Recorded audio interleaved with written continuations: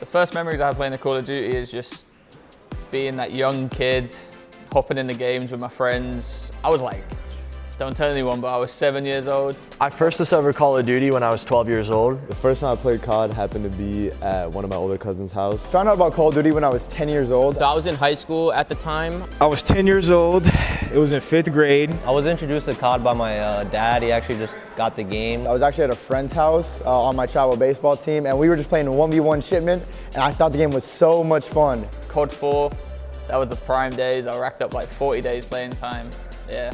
I was at my friend's house and we're playing PlayStation 3, and he had a couple of default games that came with the system. Call of Duty 4 Modern Warfare was one of those. And I got Modern Warfare 2 for my birthday.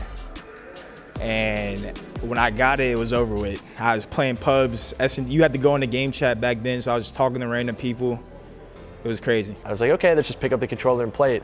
And the second I started playing the game, it just clicked with me. And I said, this is something I really want to get into. You know, originally I was a COD hater, I was a Halo fanatic.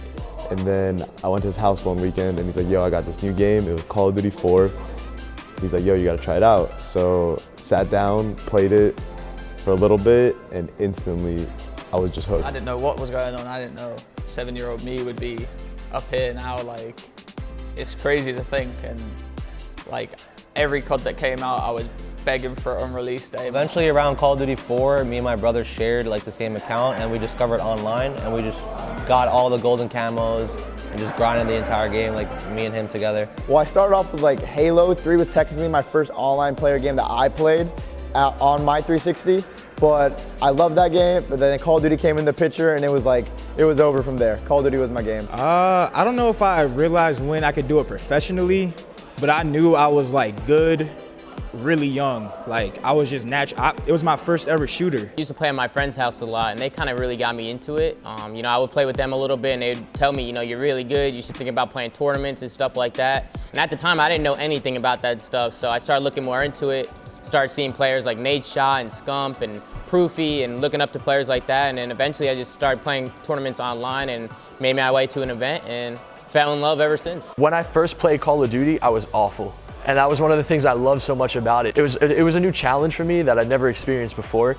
So I would spend every night at his house. Sometimes I would sleep over 3 nights in a row, play until 4 o'clock in the morning. We'd eat some like flavored blasted goldfish and drink some like Capri Suns and some iced teas. We're 12 years old, right? So that's what we'd be doing every single night because it was just such an addicting game to play.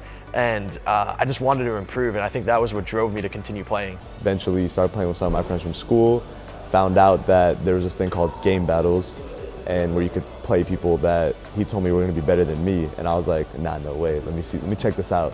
Started playing on that, ran into some people that beat me, and I was like, whoa, I'm not the best player. I thought I was the best player.